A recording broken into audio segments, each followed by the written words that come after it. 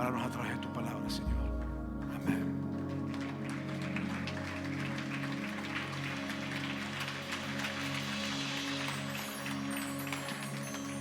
Con esa misma actitud te invito a tomar asiento. En las últimas semanas ha habido un enfrentamiento muy fuerte entre Israel y Palestina, por lo que sea la parte de Gaza. Nosotros como iglesia hacemos un llamado para orar por la paz de Jerusalén. La Biblia dice que oremos por la paz de Jerusalén. Porque cuando hay paz en Jerusalén, hay paz en la mayoría de los lugares. Cuando no hay paz en Jerusalén, no hay paz en ningún lugar. Han habido niños judíos que han sido cruel y brutalmente asesinados. Y de la misma manera también hay cientos de niños palestinos que han muerto en estallidos de bombas. Hoy como pastor le pido a la congregación que nuestras oraciones no sean llenas de odio por un pueblo, sino que sean llenas de amor por la vida de los niños y por las madres y los padres que han perdido a sus hijos, sea tanto en Israel como sea en Palestina. Le pido que oren por madres judías y que oren por madres palestinas, que oren por padres judíos y que oren por padres palestinos, que hoy están de luto. Hay un principio bíblico y es que al que a espada mata, a espada muere. Y hay un principio que el odio cosecha odio. Le pido que oremos para que el odio que hay no sea un impedimento para la presencia de Dios en la vida de aquellos que sufren. Por eso les pido como iglesia, por favor, de que ustedes en su devocional, en su tiempo en grupos o a medida que va manejando, que usted tome tiempo para orar por la paz de Jerusalén. Amén. Muy bien, para aquellos que no me conocen, soy el pastor Moisés Bejarano y tengo el placer de pastorear aquí con un grupo pastoral increíble de hombres y mujeres llenas del poder de Dios. Si es tu primera vez, quiero invitarte a que pases a la mesa de los próximos pasos, a la mesa de bienvenida. Ahí te pueden dar más información sobre nuestra iglesia y más de lo que somos, nuestro ADN como congregación. Y me gustaría invitarte a que, si nos estás viendo ahorita en línea y es tu primera vez, que nos dejes saber que estás aquí también.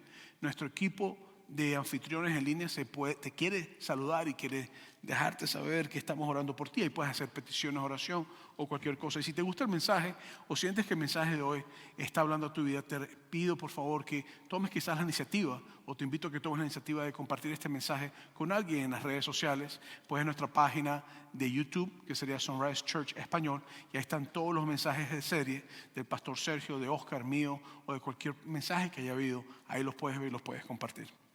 Pero estamos en lo que sea la serie Aquí para Quedarnos, y es una serie que estamos hablando aquí para quedarnos por nuestra iglesia, por nuestra ciudad, por nuestro mundo. Es decir, nosotros los que venimos a quedar aquí por nuestra iglesia, por nuestra ciudad y por nuestro mundo. Y cuando hablamos sobre esta serie hemos estado enfocando asuntos que tienen que ver con asistencia social, con asuntos de ayuda social, con injusticias sociales. Y la pobreza es una realidad a nivel mundial que varía de condiciones y circunstancias y niveles de vida. Los pobres siempre han existido.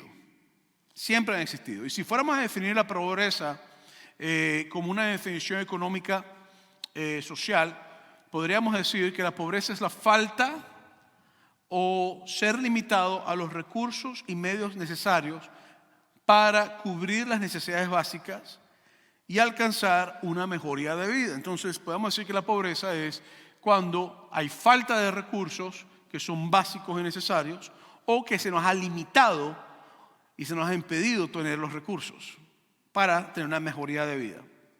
Sin embargo, no todos los pobres tienen las mismas circunstancias, y esto es importante que lo pensemos y lo consideramos. Hay países donde los niveles de pobreza son tan fuertes, que hay otros que tienen personas pobres, pero no se comparan con esos países los niveles de pobreza.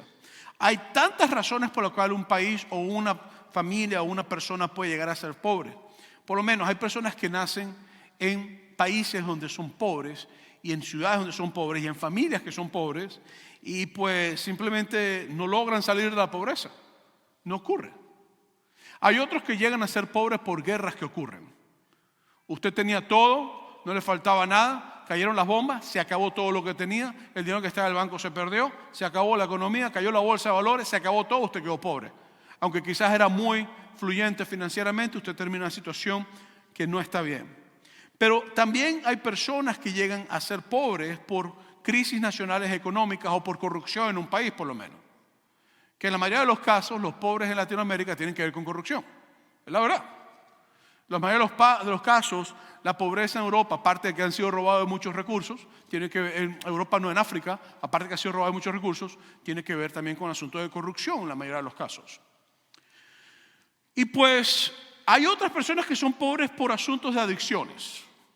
Hay personas que teniendo todos los recursos y todo lo que tienen, empiezan a consumir drogas, las drogas los llevan a un punto reprobable y terminan con un problema de una adicción tan pesada que no pueden salir de eso y los recursos que tienen los consumen en drogas y no pueden mantener un trabajo por su adicción a las drogas.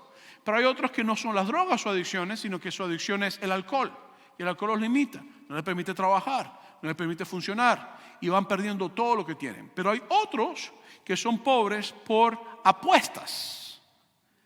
¿Entiendes? Se van a Las Vegas o están constantemente apostando y lo poquito que han tenido de patrimonio lo pierden en una apuesta. Y pues yo he tratado muchos casos así, donde han perdido personas, casas, cristianos que se han puesto a apostar y han perdido todo lo que tenían. Otros llegan a ser pobres por divorcios. Cuando una familia tiene patrimonio y hay problemas matrimoniales y uno o ambos deciden que es mejor divorciarse porque no pueden o logran solucionar o los corazones no están en lugar para solucionarlo de uno o de ambos, entonces esos patrimonios normalmente se dividen y se pobren, se pierden. La mayoría de las veces se pueden perder. Y a veces lo que termina enriqueciendo son los abogados con los divorcios, lo que ocurre, ¿verdad? Otros son pobres porque son huérfanos. Otros son pobres porque son viudas o son viudos y han perdido lo que tenían. Ahora, hay países que no tienen agua y el agua es muy costosa o muy valiosa. Son países pobres. Hay países donde las raciones de comida son mínimas. Hay lugares donde te hacen una sola comida al día y a veces una sola comida a la semana. Son pobreza. Hay países donde los recursos educativos son bajos y para salir de la pobreza siempre hace falta tener educación. Eso es una de las reglas importantes. Para poder vencer la pobreza tiene que haber educación. Eso es una regla. Por eso, si usted tiene un hijo, por favor, fomente que estudie. La educación te ayuda a ti a pensar de una manera que te lleva a buscar la vuelta a las cosas. Pero hay países donde no hay una educación buena, sino que la educación es de baja calidad y por eso los muchachos o las personas que están haciendo no logran romper el ciclo. Hay otros donde el país tiene un sector salud con baja calidad y la pobreza se nota en todo lo que son hospitales y todas esas cosas. Entonces, otros son pobres por malas decisiones, especialmente los que quieren ser ricos rápidamente. Hay personas que quieren ser ricos rápidamente y pues toman malas decisiones, esas decisiones afectan, hacen daño. Pero hay otros tipos de pobreza, no solamente la que estoy hablando. Y no pretendo que lo que estoy diciendo voy a abarcar todo lo que tiene que ver con esto, pero hay personas con mentalidad de pobre, con una mentalidad de pobre increíble, aunque son ricas financieramente. Les sobra la plata, pero por su amor a lo material y por su apatía, por su orgullo, por su arrogancia, por su apatía hacia el prójimo, están empobreciendo sus vidas con los recursos espirituales. Entonces, la pobreza no es algo que solamente ocurre en lo material. Hay pobreza educativa a veces, hay pobreza de salud a veces, hay pobreza a veces espiritual. Y cuando me refiero a eso, ahorita tengo un concepto que usted va a decir, esto es medio confuso, pero no lo va a hacer. Ahora, hay pobres que aunque tú le des los recursos necesarios para romper la pobreza, por su falta de mentalidad progresiva y su deseo de echar hacia adelante, simplemente se comen los recursos. Es lo que ocurre mucho. Yo me he puesto a leer historias de personas que han ganado en la lotería y se han ganado 20, 30, 40 millones de dólares. Y es increíble cómo en unos 5 o 6 años ya no tienen nada. Y usted pone a pensar, pero ¿cómo una persona se puede comer 20 millones de dólares en 10 años? Eso no tiene lógica. Bueno, porque aunque tenían billete en el banco, no tenían una forma de pensar que les hacía echar para adelante. Entonces, podríamos decir que la pobreza es algo que abarca lo físico, pero también abarca la forma de pensar. A veces abarca una pobreza espiritual y me refiero a una pobreza espiritual en las cosas del corazón, donde amo tanto las cosas materiales que no puedo recibir lo que viene de repente de parte de Dios. Pero Jesucristo nos habló de una pobreza de espíritu también. Y esa pobreza de espíritu es muy interesante porque no tiene nada que ver con dinero. Ni tiene que ver nada que ver con que faltan cosas materiales, sino que tiene que ver con que falta amor a lo material. Es al revés. En Mateo capítulo 5, versículo 3, Jesús dijo, bienaventurados, lo que quiere decir dichosos, es decir, bendecidos, los pobres de espíritu, porque de ellos es el reino de los cielos. Entonces, Jesús está diciendo de que hay una bendición en aquellos que han logrado desprenderse de las cosas materiales y que en su espíritu están buscando más las cosas espirituales. Y Dios llama a eso, Jesús llama a eso pobre de espíritu, aunque hay varios teólogos que piensan que puede ser otro tipo de interpretación, pero yo me tiro más hacia esta interpretación. Estas son personas con una actitud humilde y son personas que tienen la capacidad de no amar las cosas, sino buscar las cosas eternas. Entonces, bajo este concepto, en la Biblia hay muchas personas podridas en billetes, muy, muy ricas, que no les faltaba dinero, que ellos eran pobres en su forma de amar las cosas materiales. Y Dios los bendijo de una forma increíble, porque no amaban el dinero, amaban a Dios. De hecho, hay un caso llamado Abraham. Abraham llegó y dice la Biblia que Dios le pidió a Abraham a su hijo. Y cuando Dios le dice eso a Abraham, le dice, dame a tu hijo amado. Y entonces yo me pongo a pensar y siempre he dicho, ¿por qué Dios no le pidió a Abraham dinero? ¿Por qué se lo hubiera dado? Porque le dio al hijo. Entonces Abraham tenía una pobreza hacia las cosas materiales, él no amaba las cosas materiales, y eso lo podemos llamar pobreza de espíritu. Pero hay unos datos curiosos que me gustaría compartir contigo hoy. Por lo menos en el mundo, el 1% de la población son los más ricos.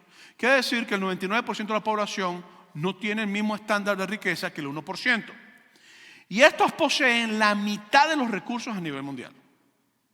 El 1% de la población posee el 50% de recursos a nivel mundial. ¿Estás oyendo o no estás oyendo? Esto es sorprendente, ¿verdad? Y esto es otro dato interesante. La mitad de la población más pobre del mundo posee solamente el 0.75% de los recursos. Lo que quiere decir que el 50% de la población pobre a nivel mundial tiene el 0.75% de recursos a nivel mundial. Mientras que el 1% tiene 50% de recursos a nivel mundial. Existen actualmente en el mundo una lista de 81 millonarios que tienen más riquezas que el 50% del mundo acumulado. Le voy a presentar a algunos de ellos. Elon Musk. Si me ponen la foto, por favor. Este hombre es uno de los hombres más ricos a nivel mundial. Podridísimo en billetes el tipo. Hasta creo que tiene almohadas de billetes y colchones de billetes, si no me equivoco. Así de rico es. Es el dueño de Tesla o de SpaceX. El otro es Bernard Arnault. Pongan la foto de Bernard Arnault, por favor. Este hombre también tiene mucha plata. Está podrido en billetes. El otro es Jeff Bezos, que fue el dueño de Amazon, de esa compañía que usted tiene en su teléfono y anda comprando constantemente a través de ella. Este era el dueño. Y es dueño porque usted compra siempre de él. El otro es Bill Gates. Un dato interesante en cuanto a Bill Gates es que este hombre está comprando ahorita todo el centro del país. Es tan rico, que está comprando todas las tierras baldías en medio del país. Todas. Missouri, toda esa región, todo lo está comprando. Texas, todo está comprando. Y yo me pregunto, ¿para qué? Esa es la pregunta que yo me hago. ¿Para qué? ¿Cuál es el objetivo de comprar todas las tierras baldías del país? ¿Para qué? Y me sorprende que el gobierno no pone parado esas cosas. Interesante, ¿no? Cómo los sistemas van manejando, ¿verdad?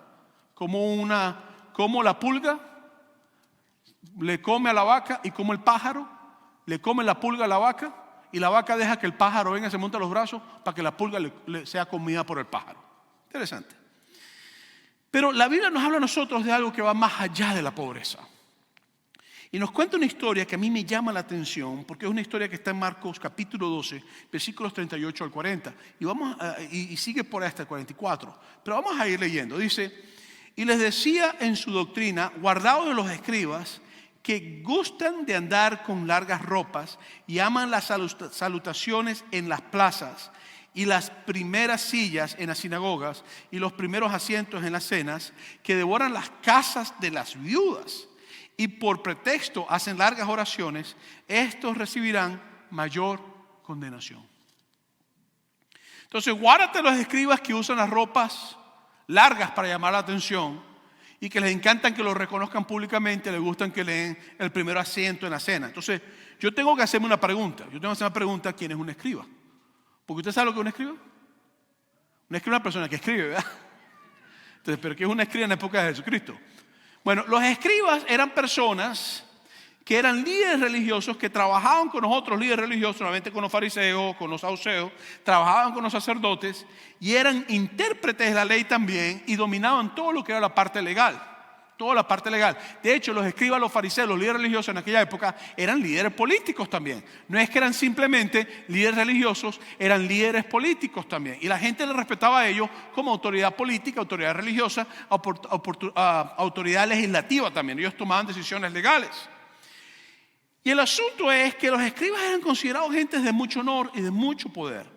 Entonces, para mí como pastor es muy interesante que Cristo viene y les dice a los pobres: cuídense de los escribas. Cuídense de la doctrina de ellos, que buscan la honra y el poder. Y quiero que te recuerdes que en la primera parte de la serie yo hablé sobre lo que era la religión verdadera.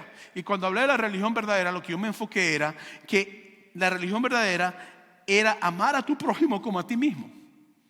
Y no un asunto de apariencia de espiritualidad. Entonces, cuidémonos de los que ponen a las personas con la cabeza abajo y lo agarran por los pies. Le sacan los bolsillos y lo empiezan a jamacar para que el último chicle que tiene de bolsillo se le salga. Eso es lo que está diciendo Jesucristo. Esa menta que tienes ahí siempre para que tengas buen aliento. Que si no la tienes y tienes mal aliento, te recomiendo que la tengas. Los escribas agarran a las personas y les hacían así. Y hasta la última menta se le caía. Entonces Jesucristo dice que nos cuidemos de líderes religiosos que usan la religiosidad para robar. Y que te agarran textos bíblicos y te los unen a cosas con intenciones que tienen que ver con honra, influencia y poder para alcanzar. Ahora, esos escribas en la actualidad son políticos también, latinoamericanos. Porque ¿qué es lo que es un político latinoamericano? Llega a tu barrio, te da unas cuantas bolsitas con pan, tú agarras el pan y dices: por lo menos me dio pan. El pan está vencido, pero eso no importa. Porque el que tiene hambre, pan con verde se le sabe sabroso.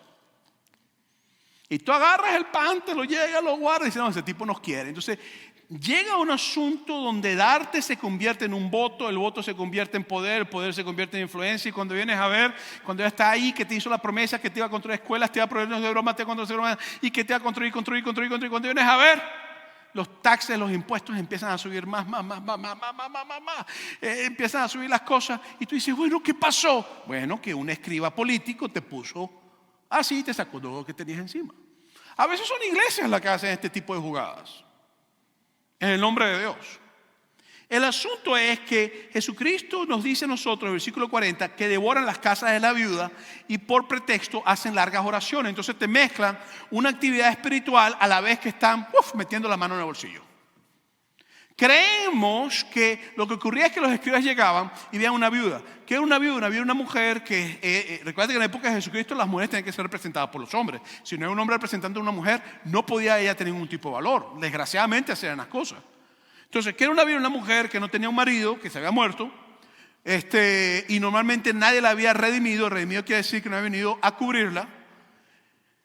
Y parece ser que los escribas iban a casa de las viudas, aprovechando su vulnerabilidad, y entonces empezaron a hacer oraciones bonitas en la cuenta: Dios de la gloria, bendice a esta pobre mujer que no tiene nada y que las últimas monedas que tiene yo me las va a llevar, Señor. En el nombre de tuyo, Padre, prospérala para que yo pueda recibir más. Gracias, Señor. Qué lindo eres, Padre. Hermana, ¿va a pagar por la oración que acaba de hacer? La fe mueve montañas, pero hay que pagar. La fe mueve montañas, pero hay que pagar. Entonces la pobre viuda quedaba literalmente devorada. Y el escriba, el líder político religioso, quedaba con los bolsillos más llenos, con honra y con gloria y con influencia. Diga conmigo, influencia. Entonces el asunto es que Jesucristo nos dice algo muy interesante en el versículo 40. Él nos dice: estos recibirán mayor condenación. Entonces la palabra de Dios me dice a mí que el hecho de que una viuda sea explotada, que un niño sea explotado, que una iglesia a veces sea explotada por líderes que no están haciendo lo que tienen que hacer, sino que están enriqueciéndose, o que un político explote, no quiere decir de que Dios no está al tanto y te dice que va a haber condenación para todo el que haga eso. Entonces aquí hay un juicio ya que ha sido lanzado para un familiar tuyo que todo el tiempo te anda sacando el dinero necesariamente y te anda robando, porque a veces las familias son los que más roban. Yo nunca he tenido un familiar que cada día lo está metiendo preso, que cada día necesita pagar impuestos, que cada día necesita la leche para los niños, que cada día no sé qué. ¿Tú no tienes un familiar así? Yo soy el único que tengo familiares así. O a lo mejor tú eres ese familiar también, y por eso es que no dices nada. El asunto es que hay a veces momentos donde la persona está haciendo una conchupancia, están sacando. Y Cristo dice que viene juicio para el que toma ventaja de aquel que está en crisis. ¿Por qué? Porque Dios es el Dios del vulnerable, no del poderoso. Y esto tenemos nosotros que comprenderlo. En Marcos capítulo 12, versículo 21, te lanza después algo interesante. Te dice: estando Jesús sentado delante del arca de la ofrenda, miraba cómo el pueblo, echaba dinero en el arca, y muchos ricos echaban, léalo conmigo, mucho. ¿Por qué? Porque el templo era un sitio para adoración, y parte de nuestra adoración es dar. Porque Dios nos ha dado y nosotros lo damos a Dios, ¿verdad? Pero entonces, en la época de Jesucristo, el templo se convirtió en la plaza, en el sitio donde había chisme, en el sitio donde había movidas políticas, en el sitio donde había influencia, en el sitio donde se hacían relaciones. Se convirtió en el centro de todo lo que era influenciable, el templo. Entonces, en la Biblia, el sistema de ofrenda no era un sistema de vergüenza y de honor. Quiero que sepan eso. Diga conmigo: vergüenza y honor. En la Biblia, el sistema de ofrenda y de diezmo no era un sistema de vergüenza, de honor. De hecho, el diezmo en la Biblia es el 10%. Entonces, si un rico tiene $1,000,000 y el rico da $100,000 y un pobre tiene $100 y da $10, están dando lo mismo. Entonces, ahí no hay influencia en lo que una persona dé, porque es igual. Entonces, el asunto es que estos tipos llegaron, estos escribitas llegaron, cariñositos los tipos, y te pusieron un cofre en medio del templo. ¿Y saben qué? Ellos prohibían que las mujeres entraran a la parte de los hombres. Pobrecitas las mujeres, ¿cómo han llevado a golpe las mujeres en la historia? Entonces, ellos prohibían que las mujeres entraran a la parte de los hombres. Pero ¿saben dónde tenían las ofrendas? No en la parte de los hombres, donde las mujeres podían entrar. Eso es lo que ellos hacían. Claro, porque no puedes entrar con los hombres, pero puedes ofrendar. Ahí puedes pagar. No tienes el valor de un hombre, pero puedes pagar porque tú eres... Las mujeres tienen más corazón que los hombres. Entonces el asunto es que los escribas llegaban, te hacían eso, y los fariseos te hacían eso. Entonces era un sistema de vergüenza. ¿Cuál era el sistema de vergüenza? La gente llegaba y te tiraba, el pobre te daba $1 y todo el mundo, dio $1.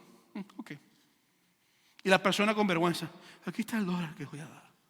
El rico llegaba y daba abundancia y echaba los tobos de dinero. Toma. Entonces, el que daba poco se convertía en una persona que no tenía poder, no tenía influencia. Pero el que daba mucho tenía influencia y poder. ¿Sí me estoy explicando o no me estoy explicando? No, ¿verdad que no? Sí, ok. Entonces, el que daba mucho tenía influencia y poder, y la gente los veía con autoridad, porque daba mucho. Lo que ocurría era que esto era contrario al corazón de Dios. Y te voy a contar una anécdota. Esto me pasó a mí. Yo fui a una iglesia donde el pastor con los líderes te puso una caja, una mesa, y entonces estaba la mesa ahí.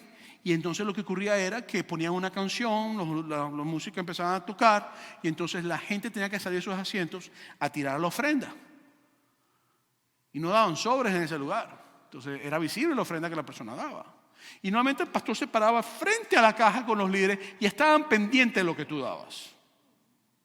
Eso es un sistema de vergüenza y un sistema de honra. Entonces lo que ocurre es que el pastor llega, no, yo estoy ahí sentado y estoy viendo la broma, yo tenía, de verdad no estoy mintiendo, tenía un solo dólar en el bolsillo, no tenía más nada.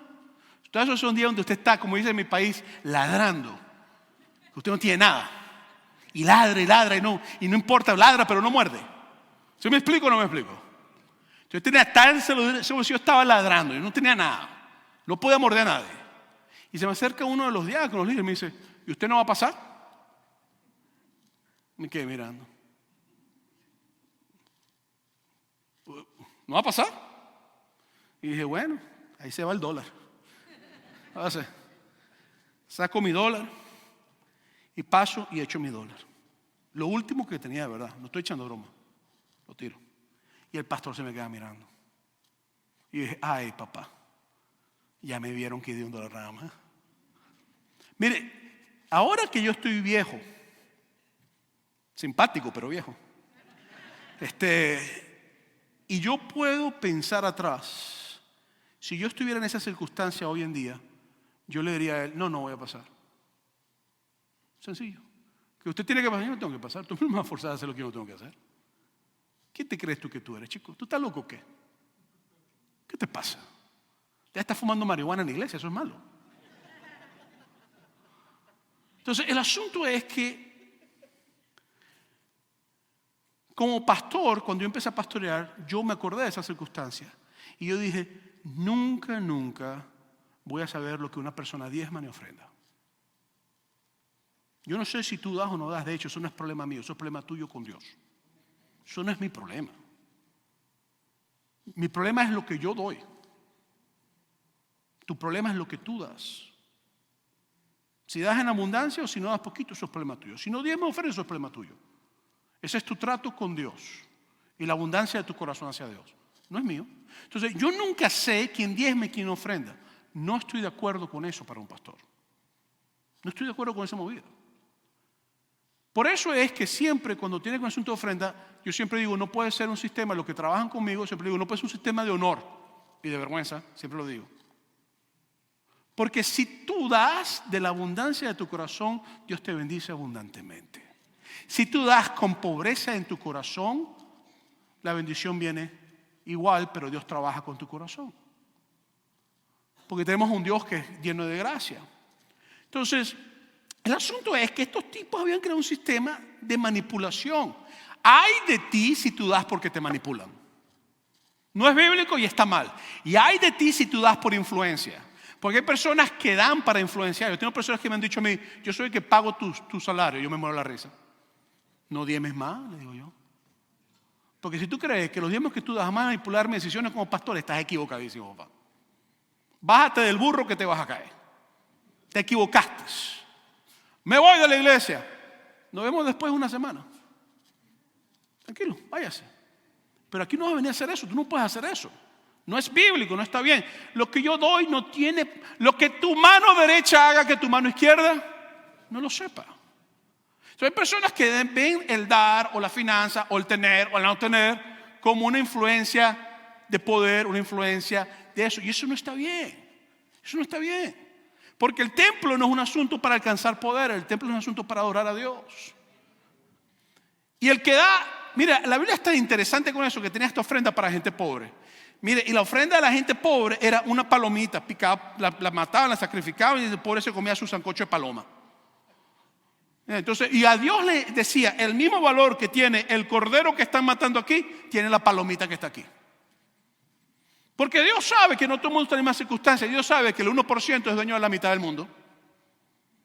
Y que el otro 50% tiene solamente 0.75 los recursos a nivel mundial. ¿Sí me estoy explicando o no me estoy explicando? Entonces, la pobreza es un asunto injusto socialmente. Eso se lo voy a decir una vez ya. Porque hay justicia social, hay pobreza. Sencillo y se acabó.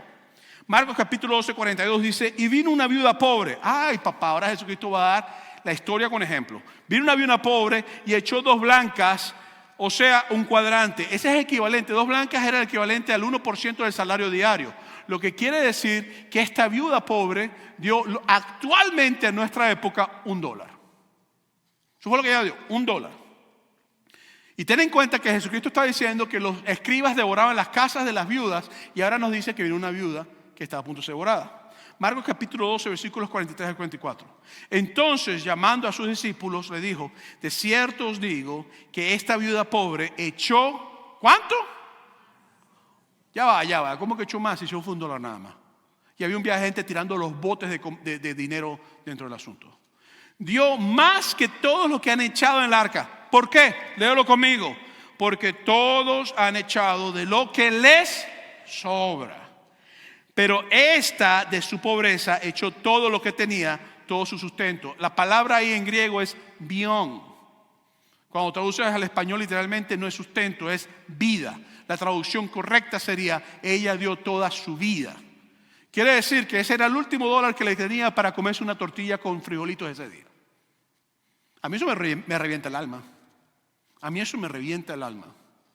Cuando yo leo esto, a mí me provoca ponerme a llorar. Es más, preparando este mensaje me provoca ponerme a llorar porque yo sé lo que es dar así y también sé que muchos de ustedes dan así. Yo sé. No porque me lo han dicho o porque lo he visto. Lo sé porque conozco sus condiciones y la situación que están pasando. Entonces yo tengo que comprender esto, que esta declaración de Jesucristo va en contra de un sistema de vergüenza y de honor, y que Dios dice la intención del corazón es mayor que la forma en que la cantidad que tú das. Y la forma en que tú das es lo que libera tu corazón de ser pobre. Porque hay varios tipos de ricos. Hay ricos que están podridos en billetes y son pobres. Y hay pobres que no tienen ni un penny para caerse muertos y son ricos. Y esto es lo que nosotros tenemos que comprender. Por eso es que la abundancia del corazón, llena de gratitud, Dios la ve como riqueza. Y el rico que tiene muchos recursos y quiere comprar medio país y todas esas cosas que no se puede estar haciendo, o que quiere, no sé, comprar Júpiter. Uno de estos días llega diciendo la noticia que fulanito de tal compró el planeta Júpiter. A mí no me extrañaría. Y que ahora todos los que quieran ir a Júpiter tienen que pagarle el impuesto para ir a Júpiter. Pues que lo compre. A fin y al cabo, ¿quién vaya a Júpiter ahorita? El asunto es que uno tiene que comprender que los ricos manipulan el sistema de honor para impresionar y para controlar. Pero a Jesucristo no lo impresionó. A Jesucristo le impresionó la ofrenda de una pobre mujer viuda vulnerable, y te dice que era pobre, que no tenía nada sino solamente $1. Entonces, tu estatus social no determina si eres pobre de espíritu, pero el corazón que tú tienes sí determina el tipo de pobreza que tú tienes. ¿Me estás oyendo o no me estás oyendo? El corazón que tú tienes sí determina el tipo de pobreza que tú tienes. Mira, yo he tenido momentos tan difíciles haciendo misiones. Yo he tenido momentos donde yo en una casa no tienen nada que comer. Esta gente me sirvió un pedazo de pollo y ellos están comiendo un pedacito de arrocito así, un pedacito de arrocito así, con 2 granitos de frijol al lado. Y a mí me ponen un plato con arroz, con pollo, y me dicen, coma.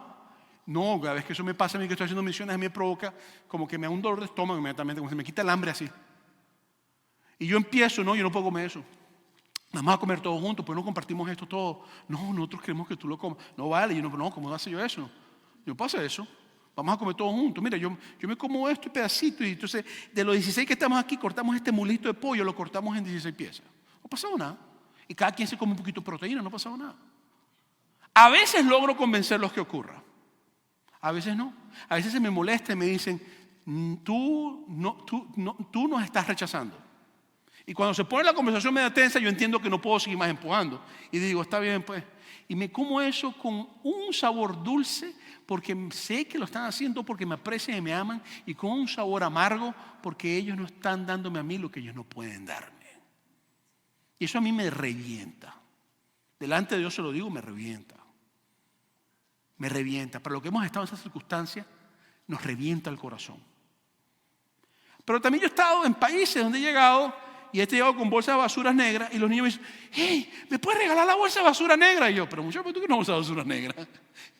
¿Qué, te limpia la casa o qué? Y de repente cuando los veo, a la media hora, a los 30 minutos, veo una cometa, un papagayo, un papalote, como quieran llevarlo. Y el niñito volando con todos los amigos. ¡Ah, mira! ¡Qué linda la vida! Nos regalaron una bolsa de basura negra, ¡qué bueno! Entonces vengo para los Estados Unidos y todos los chamitos tienen teléfonos iPhone de los últimos, con los juegos de los últimos y los tiran para el piso, que no tienen nada, que pobrecito yo, que me falta la vida. Y yo digo, bueno, pero entonces los que son pobres, pobres con una bolsa son felices, y los que tienen riqueza, riqueza, con un teléfono de último modelo, siempre están inconformes. Explíquenme eso ustedes a mí. Alguien dijo aleluya, la palabra está llegando. Explíquenme ustedes eso a mí. ¿Cómo funciona eso? Mientras más tenemos, más queremos, y mientras menos tenemos, más alegres somos. Explíquenme ustedes a mí eso. Yo conozco personas ricas, podridas en billetes, que no duermen los tipos ni las mujeres. ¿Por qué? Porque todo el tiempo están luchando porque tienen miedo que van a perder la plata. Oye, yo prefiero ser pobre que duerme a ser un rico que no duerme. 1000 veces. Yo prefiero un pobre que está durmiendo, que se acuesta a dormir y pone la cabeza, a ser un rico que está hasta las 5 de la mañana pensando que va a perder los milloncitos que tiene guardados. Entonces, el asunto es que yo tengo que comprender esto. Por eso me gustaría presentarte hoy 3 posturas en cuanto a esto. La primera es un corazón vulnerable. Mira, el corazón vulnerable es el corazón de la viuda. Porque tú sabes lo que es feo y difícil, tratar con un sistema de vergüenza y de honra. Yo detesto los vergüenzas de honra los detesto. Porque siempre son manipulativos. Y siempre hay uno, el que más da, el que más tiene para dar, aunque sea sobra, es el que más honra consigue y es el que más influencia consigue. Y es el que más posición consigue. Es lo que pasa en otros países con políticos. Son 3, 4, 5 familias que mandan en su país. Créame. Son como 3 familias que mandan en los Estados Unidos. Créame. Siempre ocurre así en los países. Pues son sistemas de vergüenza y honra. El asunto es que el corazón vulnerable es el corazón que logra ir más allá del sistema de vergüenza y honra. Y dice, cuando yo doy algo, yo no lo voy a dar porque estoy siendo manipulado. Porque un diácono se te para al frente y te dice, ¿vas a dar o no vas a dar? Cuando yo doy algo, lo doy porque de la gratitud que tengo en mi corazón hacia Dios, yo voy a hacer lo que yo tengo que hacer y a Dios le voy a dar lo que yo tengo que darle. O cuando yo le doy comida a otra persona que está en condiciones más graves que yo, lo voy a hacer no porque me sobra, lo voy a hacer porque estoy compartiendo. O cuando yo a una persona que está en crisis y yo siento deseo y el llamado de hacer algo, lo voy a hacer no porque me sobra, lo voy a hacer porque siento la necesidad y mi corazón ha sido movido a misericordia para hacerlo. Entonces, eso es un corazón vulnerable. El corazón vulnerable es el corazón que comprende que el dar no te limita o si eres rico o eres pobre, sino que tiene que ver con una intención del corazón. Eso es el corazón vulnerable. Y el corazón vulnerable no ama el dinero, no ama las riquezas. El corazón vulnerable ama a Dios y ama a la gente. Y a mí me encanta ver cómo el corazón vulnerable tiene un valor de adoración. Mientras los escribas, que eran ricos, poderosos, tenían todo lo demás, tienen la capacidad de devorar las casas de las viudas. Y devorando las casas de la viuda. Entonces, esta mujer viuda, que era vulnerable en aspectos sociales porque no tenía marido que la representara y en aspectos monetarios, ella dio con un corazón dispuesto a dar y los ricos estaban dando para controlar y para influencia. La segunda es un corazón endurecido. Corazón endurecido. El corazón endurecido es el corazón que quiere acaparar todo para sí mismo. Dice, para mí. ¿Tú tienes necesidad? No, para ti no. Para mí. Yo quiero, yo necesito, yo tengo, porque yo tengo que vivir así, porque yo tengo esta situación, yo, mi vida, yo. No logra ver la necesidad de otras personas, no logra sentir la necesidad de otras personas, porque su corazón ama tanto el dinero que se ha vuelto duro. La Biblia dice que el principio de todos los males no es el dinero. El dinero no es algo malo. El amor al dinero es lo que es malo. Entonces el corazón endurecido ve el dinero o ve la ofrenda o ve dones o ve a una persona como influencia. El que tiene el corazón endurecido nunca te va a dar nada sin esperar nada a cambio. Sino que cada vez, mira, hay personas, yo lo he practicado, yo soy muy cuidadoso de las cosas que yo recibo. Si yo veo que una persona me va a dar algo y después me va a cobrar el 100% de interés con sangre, yo no lo recibo. Había momentos donde yo he dicho a una persona, me acuerdo una vez estaba en un sitio, en un país, y una persona que yo conocía hace muchos años llegó y me dijo, hey, te tengo esta ofrenda. Y yo sabía las intenciones de él porque lo conocía. Y había entendido lo que venía por ahí. Yo le dije, no la voy a recibir. Me dijo, pero chico, Dios ha puesto eso en mi corazón. Y le dije, sí, Dios también ha puesto en mi corazón que no la reciba, no la va a recibir. Pero tú estás en necesidad, Dios proveerá. ¿A través de mí? No, Señor, tú me vas a cobrar eso a mí con intereses. No, Señor, yo a ti te conozco. Papito, anda, acá le golpea a otro, a mí no. Oye, ¿cómo tú puedes pensar así de mí? Por esto, por esto, por esto, por esto y por esto. ¿Te digo más expresiones? Oh, está bien, Moisés, tienes razón. Ah, ok, tienes razón, qué bueno. Entonces, hay gente que a veces da para manipular. Que Dios cuide tu corazón de dar para conseguir algo, porque no hay recompensa en eso, ni hay bendición en eso. Cuando tú des, no esperes nada a cambio. Nada. Cuando tú des, no esperes nada a cambio. Y por último, el corazón herido. Que la tendencia del corazón herido es siempre endurecerse. Mire, hace años atrás yo le estaba dando a una familia misionera, y le estaba dando fuertemente. Y vienen aquí a los Estados Unidos, estamos reunidos, y hoy feliz a escuchar los testimonios de lo que está pasando, y de repente empiezan a hablar en la reunión. Ay, es que aquí es muy difícil, porque allá yo tenía a mi chofer. Yo volteé. Chofer. Yo aquí manejo, yo no tengo chofer. Yo no tengo nada que me esté manejando. Ay, es que ustedes saben que, pues, la ama de casa, la que me limpiaba la casa todos los días. ¿Tú tenías ama de casa que te limpiaba la casa todos los días? No, y la señora que me cuidaba a los niños. ¿Y niñera? Y también la que cocinaba. Y yo dije dentro de mí, no, ni un penny más lo dio esta gente, dije yo. Yo aquí raspando la olla y estos, yo aquí ladrando y estos viviendo como reyes y yo raspando la olla para darle a ellos. No. Yo no, esta gente no hay más nada. Me hirieron. Yo me sentí herido, me sentí burlado. Sentí que yo era un objeto de manipulación. Y a mí no me gusta que me estén manipulando. El que me conoce a mí sabe que no me gusta que me manipule. De hecho, cuando alguien intenta manipularme, yo no reacciono bien. Yo le digo, paraste la raya, te embromaste conmigo. Perdóname, te perdono, no lo vuelvas a hacer algo. Entonces, el asunto es que en el proceso yo me endurecí. Pues entonces había un pastor que realmente estaba pasando necesidad, yo puedo ayudarlo. Y yo decía, no, a mí no me va a manipular. Y seguía caminando. Vi una persona que estaba en crisis, necesidad, y yo decía, no, pues a mí no me va a manipular porque me hirieron. Mira, tú vas a decir algo, Dios habló conmigo y trató conmigo y gracias a Dios que me dijo, mira Moisés, cuando tú dejas a una persona, si ellos mal usan, eso es problema de ellos. Tú das porque tú le estás dando a ellos, me estás dando a mí. No te metas en más nada. O sea, cuando tú das, tú no puedes controlar lo que ellos hacen. Tú controlas lo que tú haces, pero no lo que ellos hacen. Entonces, estas son 3 condiciones que ocurren. Entonces, yo quiero hoy dejarte con este simple pensamiento. Hay pobres en espíritu que son ricos en todas las áreas de sus vidas. Y hay ricos económicamente que son pobres en todas las áreas espirituales de su vida. Y no estoy hablando de los mismos pobres de espíritu que dije al principio. Que tu estatus social no determine tu nivel de pobreza, sino que tu corazón sea el que determine tu nivel de pobreza. Lo invito a estar en pie. Voy a invitar a los compañeros de oración que pasen al frente. Si tú eres compañero o compañera de oración, pasa al frente.